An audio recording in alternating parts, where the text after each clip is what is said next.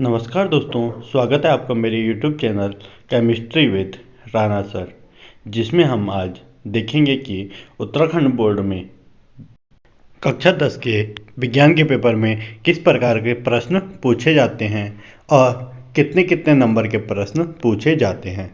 ठीक है ना। यहाँ पर हमारे पास 2023 विज्ञान का सैंपल पेपर है। ठीक है ना। इसको हम संपूर्ण हल करेंगे। यहाँ पर देखेंगे कि आपके पास जो समय दिया जाता है वो कितना दिया जाता है बोर्ड में। तो समय आपके पास होता है 3 घंटे का। कितने घंटे का समय होता है? 3 घंटे का। आपके पास जो मैक्सिमम मार्क्स होते हैं यानी पूर्णांक जो होता है वो कितने नंबर का होता है? 80 मार्क्स का होता है। ठीक है ना। आपके इस प्रश्न पत्र में 30 क्वेश्चन पूछे जाते हैं। कितने क्वेश्चन पूछे जाते हैं? 30 क्वेश्चन पूछे जाएंगे। ठीक है ना। इनमें से हम देखेंगे कि किस किस प्रकार के प्रश्न पूछे जाएंगे और कितने कितने मार्क्स के ये प्रश्न होते हैं। ठीक है ना। कितने मार्क्स के कौन से प्रश्न पूछे जाते हैं। तो आपका पास प्रश्न 1 होगा, पहला वो कैसे होगा? ऑब्जेक्टिव होगा, यानी इसमें 4 ऑप्शन दिए जाएंगे आपके पास।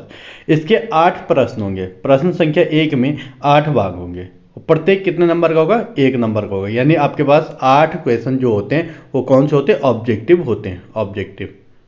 ठीक है ना। ऑप्शनल जी इसके पास बोलते हैं। ठीक है ना। इसके बाद प्रश्न संख्या 2 से 9 तक 1 अंक का प्रश्न होता है, यानी 1 वर्ड आंसर होते हैं। ठीक है ना। और ये भी कितने अंक के? 1 अंक का। तो 8 क्वेश्चन हो गए ये प्रश्न 2 से 9 तक। तो कुल कितने प्रश्न हो गए? यानी 16 प्रश्न आपके पास जो पूछे जाते हैं वो पूछे जाते हैं 1-1 नंबर के 16 प्रश्न। ठीक है ना। तीसरा है आपके पास, तीसरा खंड है, इसमें 2 अंक के प्रश्न होंगे, लेकिन कहां से कहां तक? प्रश्न संख्या 10 से 15 तक। इसका मतलब कितने क्वेश्चन हो गए? 6 क्वेश्चन। 10 से कितना? 15। तो कितने हो गए? 6 क्वेश्चन हो गए। ठीक है ना। और ये कितने अंक के होते हैं? 2 अंक के। तो कितना हो गया? 12 अंक। प्रत्येक 2 अंक है तो 6 क्वेश्चन कितने अंक के हो जाएंगे? 12 अंक के होते हैं। इसका मतलब 16 अंक के आपके पास 1-1 नंबर के पूछे जाते हैं और 6 प्रश्न आपके पास कितने? 2 अंक के पूछे जाते हैं। 2-2 अंक के। ठीक है ना। अगला खंड है आपके पास प्रश्न संख्या 16 से 23 तक। तो यहां पर आपके पास 8 क्वेश्चन होते हैं। 16 से 23 तक कितने क्वेश्चन होते हैं? 8। तो ये कितने नंबर के होते हैं? 3 नंबर के। इसका मतलब कुल कितना हो गया? 24 अंक का। तो 16 क्वेश्चन हो गए 1-1 अंक का, 6 क्वेश्चन हो गए 2-2 अंक के, 8 क्वेश्चन होते हैं आपके पास 3-3 अंक के। ठीक है ना। 8-3 24। अब बचे आपके पास चौथा खंड प्रश्न संख्या 24 से 30 तक। ये कितने अंक के होते हैं? 4 अंक के।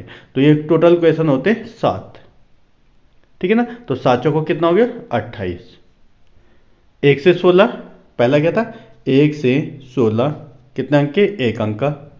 फिर क्या था हमारे पास? 6। 6 कितने अंक के थे? 2 अंक के, यानी 12। तो 16 प्लस 12 कितना हो गया? 28। और 24 यानी 8 क्वेश्चन आपके पास 3-3 नंबर के होते हैं। 28 और 24 कितना हो गया आपके पास? 28 32 और 52। और 28 नंबर के आपके पास कौन से होते हैं? 7 क्वेश्चन होते हैं। ठीक है ना। तो यानी 4-4 अंक वाले 28 नंबर के। ठीक है ना। तो आपके पास हो गए टोटल 80 मार्क्स के। क्लियर हो गया। अब यहां पर हम देखेंगे जो हमारे पास आज का पहला प्रश्न है। ठीक है ना। ये पहला जो इस प्रश्न के प्रत्येक खंड के उत्तर में 4 विकल्प दिए गए हैं। सही विकल्प अपनी उत्तर पुस्तिका में लिखिए। पहला क्वेश्चन। ठीक है ना। अगर आप मेरे चैनल में नए हैं तो वीडियो को लाइक एंड शेयर जरूर करें और चैनल को सब्सक्राइब भी करें ताकि आपको समय समय पर नई वीडियो प्राप्त हो सके। ठीक है ना। इसमें मैंने रसायन विज्ञान से संबंधित छोटी छोटी महत्वपूर्ण ज्ञान के से संबंधित वीडियो अपलोड की है, जिसको आप प्लेलिस्ट में जाकर देख सकते हैं। ठीक है ना। जो आपके पास आपके लिए कक्षा 11 में महत्वपूर्ण होगी। ठीक है। अब आपके पास जो प्रश्न संख्या 1 है यह है सोडियम बाइकार्बोनेट का रासायनिक सूत्र है। पहला ऑप्शन है HNO3, दूसरा है CH3COH, तीसरा है NaSCO3 और चौथा है C3H7OH। तो जो पहला है इसको बोलते हैं नाइट्रिक अम्ल। दूसरा है यहां पे 2 कार्बन है तो 2 कार्बन को कहते हैं एथ एन ओइक एसिड। तो क्या होता है? COH यानी ओइक एसिड है। तो दूसरा वाला होता है हमारे पास एथेनोइक एसिड। तीसरा होता है सोडियम बाइकार्बोनेट, यानी सोडियम हाइड्रोजन कार्बोनेट या सोडियम बाइकार्बोनेट। तो आपका कौन सा आंसर सही रहेगा? थर्ड ऑप्शन आपका सही रहेगा। और चौथा आपके पास 3 कार्बन वाला, तो प्रोप यानी 3 कार्बन को प्रोप कहते हैं, एन और ओल है तो प्रोपेनॉल कहते हैं। ठीक है ना। तो सोडियम बाइकार्बोनेट का रासायनिक सूत्र क्या है? NaHCO3 है। ठीक है ना। इसे हम किसके नाम से जानते हैं? खाने वाले सोडा के नाम से भी जानते हैं। ठीक है ना। अगला अगर आपके पास पूछा जाएगा धावन सोडा या सोडियम कार्बोनेट, तो क्या होता है इसका फॉर्मूला?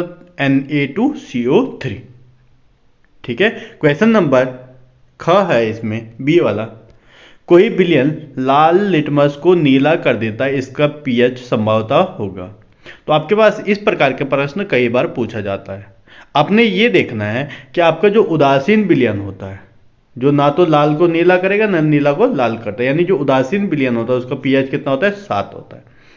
अब आपके पास जो 4 ऑप्शन दिए होंगे, 4 ऑप्शन में से 3 ऑप्शन आपके पास समान होंगे, यानी 7 से नीचे होंगे। ठीक है ना। और एक ऑप्शन क्या होगा? आपके पास डिफरेंस होगा। अगर आपसे पास उदासीन पूछा जाए तो उदासीन का कितना होता है? 7 होता है। ठीक है ना। ये ना तो लाल को नीला करता है, ना ही नीला को लाल में परिवर्तित करता है। यहां पर दिख रहा होगा आपको, एक तो 3 ऑप्शन दे रखा, दूसरा 4 दे रखा, तीसरा 5 दे रखा, चौथा 9 दे रखा है। ठीक है ना। तो ये जो 3 है, पहला दूसरा और तीसरा, ये 7 से नीचे वाले हैं, यानी ये अम्ल के लिए होते हैं। 7 से नीचे हमेशा अम्ल होता है और 7 से ऊपर क्या होता है? क्षार होता है। तो इसमें विषम क्या दिख रहा है आपको? 7 के ऊपर कितना है? केवल एक ही NO, तो यानी आपका ऑप्शन नंबर डी सही रहेगा। वैसे भी जो लाल लिटमस को नीला कर देता है उसे हम क्या कहते हैं? क्षार कहते हैं। ठीक है ना। तो आपका सही आंसर क्या होगा? फोर्थ आपका सही आंसर होगा 9। ठीक है ना। कोई विलयन लाल लिटमस पेपर को नीला कर देता है, उसका पीएच क्या होता है? 9 होता है, क्योंकि ये क्षारीय प्रकृति प्रदर्शित करता है। ठीक है ना। क्वेश्चन नंबर ग है आपके पास, मानव नेत्र के किस भाग में? क्वेश्चन नंबर ग क्या है? मानव नेत्र के किस भाग में वस्तु का प्रतिबिंब बनता है? वह है जिस भाग में वस्तु का प्रतिबिंब बनता है। पहला है कॉर्निया है, दूसरा है इरिस यानी परितारिका, तीसरा है पुतली यानी प्यूपिल, और चौथा है दृष्टिपटल यानी रेटिना।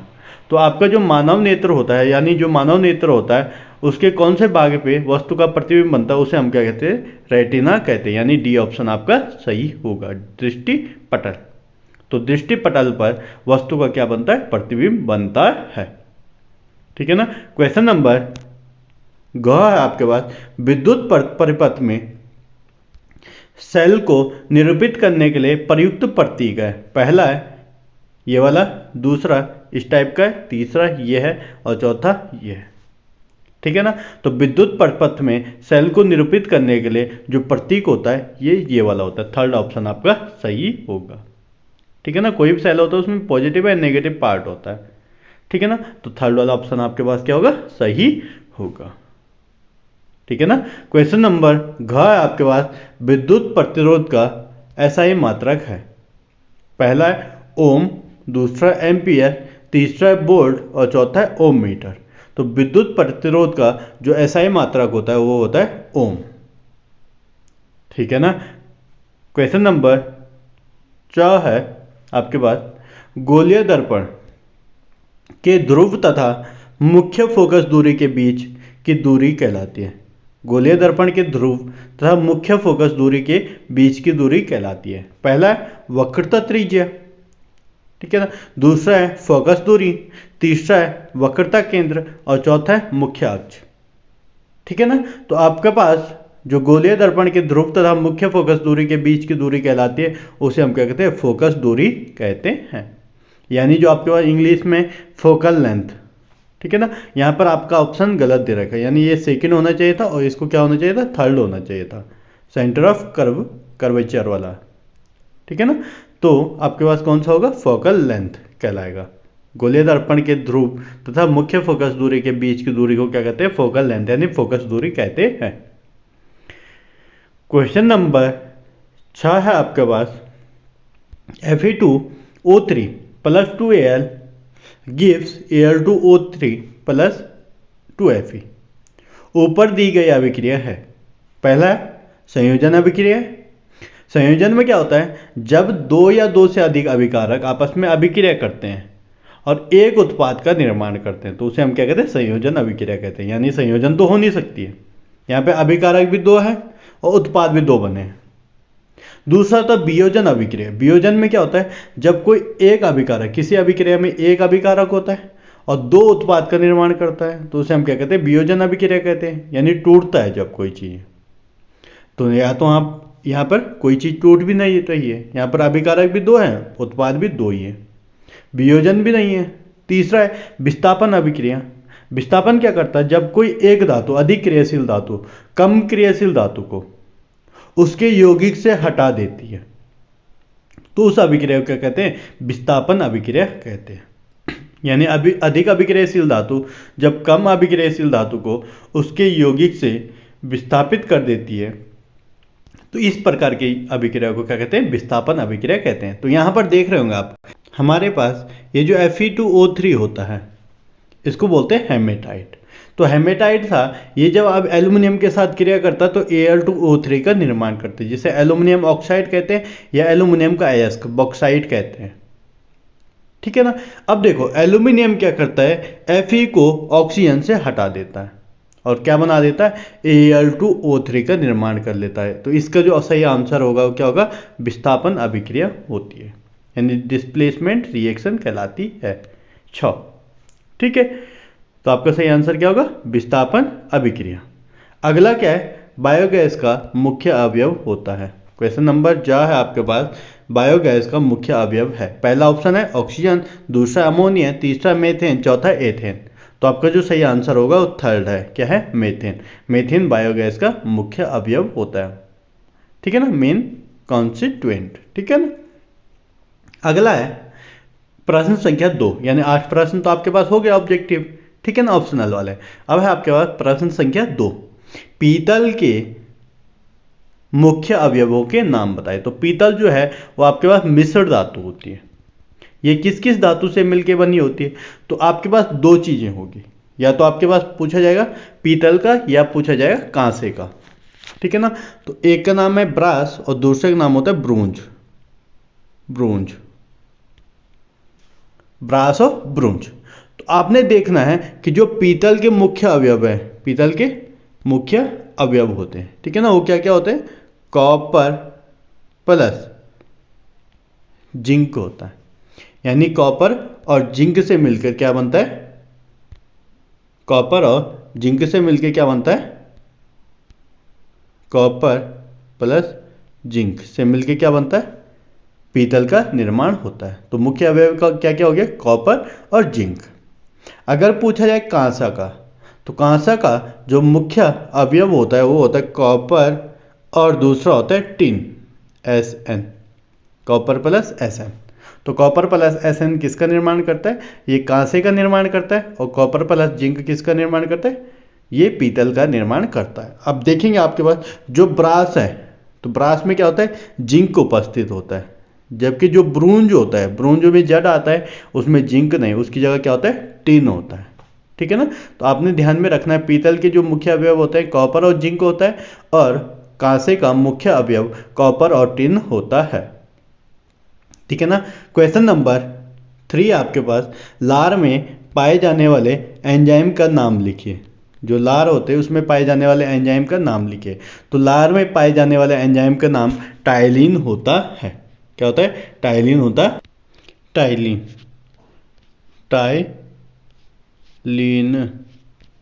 टाइलिन होता है, टाइलिन ना, टाइलिन होता है। ठीक है ना। लार में पाए जाने वाला एंजाइम का नाम क्या है, टाइलिन है। ठीक है। अगला है बेंजीन। पहला है बेंजीन तथा पेंटेन का संरचनात्मक सूत्र लिखिए। ठीक है ना। तो बेंजीन तथा पेंटेन का जो संरचनात्मक सूत्र होता है वो किस प्रकार से आप लिखेंगे। ठीक है ना। आपको क्या करना है, बेंजीन का संरचनात्मक सूत्र लिखने के लिए पहले इस प्रकार से एक डंडी खींचनी है, इधर से भी और इधर से भी। ठीक है ना। इधर पे भी क्या होता है, इसका कार्बन उपस्थित होता है, और इधर से भी क्या होता है, कार्बन उपस्थित होता है। ठीक है ना। यहां पर भी कार्बन होता है, यहां पर भी कार्बन होता है। तो कुल कितने कार्बन होते हैं? 6 कार्बन होते हैं। 4 कार्बन तो हमने यहां पर बढ़ा दिए, पांचवा इधर से थोड़ा सा इधर के लिए खींचना है, यहां पर कार्बन, और इधर से भी इधर के लिए, ठीक है ना। यहां से भी इधर के लिए कार्बन और यहां से इधर के लिए, ठीक है। तो कितने कार्बन हो गया? 1 2 3 4 5 6 हो गए 6 कार्बन। अब यहां पर ध्यान रखना है, बेंजीन जो होता है उसमें एकांतर बंध उपस्थित होता है। एकांतर बंध का मतलब होता है कि एक डबल बॉन्ड, उसके बाद सिंगल बॉन्ड, फिर डबल बॉन्ड, फिर सिंगल बॉन्ड, ठीक है ना। तो यहां पर अगर आपने यहां पर डबल बॉन्ड लगा दे तो यहां क्या होगा? सिंगल। कहीं पे भी आप डबल बॉन्ड फॉर्म कर सकते हो। तो मानो मैंने यहां पर डबल बॉन्ड फॉर्म कर दिया, द्विआबंध बना दिया, ठीक है ना। दो आबंध बन गए यहां पर, तो ये क्या होगा? सिंगल। इसके बाद यहां पर क्या होगा? डबल। फिर ये क्या होगा? सिंगल। फिर ये क्या होगा? डबल। अब देखो प्रत्येक कार्बन में कितने बॉन्ड बन गए? 1 2 3। लेकिन कार्बन कितने बॉन्ड फॉर्म करता है? 4। इसमें भी देखो, इस वाले कार्बन में 1 2 3, इस वाले कार्बन में 1 2 3, इस वाले कार्बन में 1 2 3, और इस वाले कार्बन में 1 2 3। प्रत्येक में एक एक बॉन्ड बन गया। यहां पर एक बॉन्ड की कमी है तो यहां पर एक H होगा, इधर भी एक H होगा, यहां पर भी H H H और H। तो कितना हो गया यहाँ पे कार्बन? 1 2 3 4 5 6, C6H कितना हो गया? 1 2 3 4 5 6। और या आप इसको इस प्रकार से भी फॉर्म कर सकते हैं, या तो ऐसे बना दो, या आप क्या कर दो, इसको इस प्रकार से भी फॉर्म कर सकते हो। जितने कोने होंगे उतने कार्बन आपके पास होंगे, यानी एक कोना 2 3 4 5 6 कोने हो गए, तो 6 कार्बन हो गया। यहां पर डबल बॉन्ड, फिर सिंगल बॉन्ड, फिर डबल बॉन्ड, फिर सिंगल बॉन्ड और फिर डबल बॉन्ड। अब प्रत्येक कोने पे क्या कर दो? एक हाइड्रोजन को मेंशन कर दो। तो ये क्या हो जाएगा आपके पास? बेंजीन का संरचनात्मक सूत्र हो जाएगा, ठीक है ना, स्ट्रक्चरल फॉर्मूला ऑफ बेंजीन, ठीक है। इसी प्रकार पेंटेन का संरचनात्मक सूत्र है। तो पेंट मतलब कितने कार्बन हो गए? 5 कार्बन, 1 2 3 4 5। एन का मतलब होता है कि कार्बन और दूसरे कार्बन के बीच सिंगल बॉन्ड उपस्थित होगा, एकल आबंध उपस्थित होगा। तो एक, यहां पर भी सिंगल बॉन्ड, यहां पर भी सिंगल बॉन्ड, यहां पर भी सिंगल बॉन्ड, ठीक है ना। इस कार्बन पे कितने बॉन्ड बन गए? एक है। इसका मतलब कितने एच होने चाहिए इसके पास? 3 एच होना चाहिए, क्योंकि 4 होते हैं कार्बन के पास बॉन्ड। 1 2 बॉन्ड है, कितने एच होने चाहिए यहां पर? 2 एच, CH2। यहां पर भी 1 2 CH2, 1 2 CH2, और यहां पर एक बॉन्ड है यानी CH। इसको ओपन करके लिखेंगे तो कैसे हो जाएगा? C, यहां पर C C C C, 1 2 3 4 5। कितने एच थे यहां पर? 3 एच। तो 1 2 3, इधर H, इधर H, इधर H। यहां पर 2 एच है तो 1 एच ऊपर, 1 एच नीचे। यहां पर 2 एच है, 2 एच, 1 एच ऊपर, 1 एच नीचे। इसमें कितने बॉन्ड? 1 2, तीसरा एच ऊपर, चौथा नीचे। यहां पर एक बॉन्ड है, इसको मतलब दूसरा बॉन्ड, तीसरा बॉन्ड और चौथा बॉन्ड। तो ये पेंटेन का संरचनात्मक सूत्र हो जाएगा, ठीक है ना। क्वेश्चन नंबर 5 है, कोई विद्युत बल्ब 220 वोल्टेज के जनरेटर से संयोजित है। बल्ब से 0.50 एम्पियर विद्युत धारा प्रवाहित होती है, तो बल्ब की शक्ति ज्ञात कीजिए। तो आपके पास जो क्वेश्चन का आंसर है उसमें जो फॉर्मूला लगता है, पावर यानी जो हमारी शक्ति होती है, बल्ब की शक्ति, पावर इक्वल टू होता है वोल्टेज इनटू करंट, ठीक है ना। तो पावर इक्वल टू हो जाएगी वोल्टेज कितना आपके पास? 220 है, 220 वोल्टेज। जो करंट है आपके पास, करंट कितना है? 0.5 एम्पियर है, ठीक है ना। इनको मल्टीप्लाई करेंगे तो कितना जाएगा? 5 0 0, 5 2 10 की 0, 5 2 10 1 11। तो कितना आ गया? पॉइंट के बाद 1 डिजिट है तो यहां पर 1 डिजिट, यानी 110 वाट, 110 वाट आपके पास आंसर होगा। तो बल्ब की जो शक्ति होगी वो कितना होगा, बल्ब की जो शक्ति होगी वो कितनी होगी, 110 वाट होगी। ठीक है ना, 110 वाट होगी। क्वेश्चन नंबर 6 है आपके पास, एक लिंगी तथा उभयलिंगी पुष्प का एक एक उदाहरण लिखिए। एक लिंगी पुष्प क्या होते हैं, वे पुष्प जिनमें केवल एक ही भाग उपस्थित होता है, या तो मेल का भाग उपस्थित होगा या फीमेल पार्ट उपस्थित होता है। उभयलिंगी लिंगी क्या होते हैं, वे पुष्प जिसमें मेल और फीमेल दोनों पार्ट उपस्थित होते हैं। ठीक है ना। तो यूनिसेक्सुअल यानी जो एक लिंगी का उदाहरण होता है वो खीरा है आपके पास। ठीक है, दूसरा आपके पास, एक पहला हो गया खीरा और दूसरा हो गया आपके पास पपीता। ये एक लिंगी के उदाहरण होते हैं, है ना। ठीक है ना। उभयलिंगी में अगर आप देखेंगे तो सरसों का फूल हो गया, ठीक है, मस्टर्ड फ्लावर। ये आपके पास क्या होता है, सूरजमुखी का फूल जो होता है वो किसके उदाहरण होता है, उभयलिंगी पुष्प का उदाहरण होता है। तो एक लिंगी में क्या आ गया, खीरा हो गया, और दूसरा क्या है, पपीता। दूसरा उभयलिंगी में क्या क्या है, उभयलिंगी में सरसों है और सूरजमुखी का फूल है। ठीक है ना। क्वेश्चन नंबर 7 है आपके पास, सामान्य ताप पर द्रव अवस्था में पाई जाने वाली धातु का नाम है। तो ये मरकरी होती है, जो कमरे के ताप पर क्या होता है, द्रव अवस्था में पाई जाती है, जिसका प्रतीक क्या होता है, Hg होता है। क्या होता है, Hg होता है। प्रतीक क्या होता है, Hg होता है मरकरी का। ठीक है ना। क्वेश्चन नंबर 8 है, एक उत्तल लेंस की फोकस दूरी 25 सेंटीमीटर है, इस लेंस की क्षमता क्या होगी।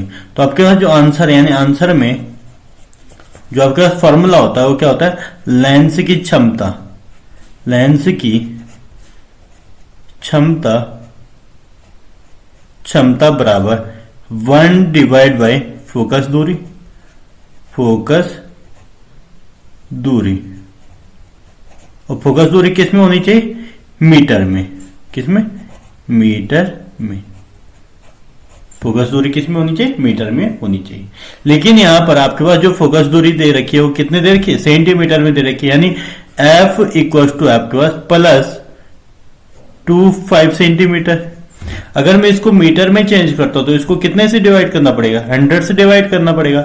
इसका मतलब जो आपके फोकस दूरी आएगी वो आएगी 0.25, अगर 100 से डिवाइड करते हैं किस में, मीटर में।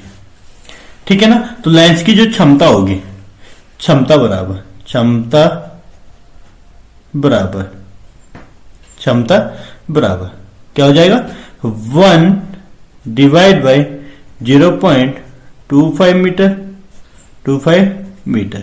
इससे अगर मैं इसको डिवाइड करता हूं तो यहां पर कितना है हमारे पास, पॉइंट के अगर मैं इधर ले आता हूं तो यहां पे कितना हो जाएगा, पॉइंट के बाद 0 0 है हमारा।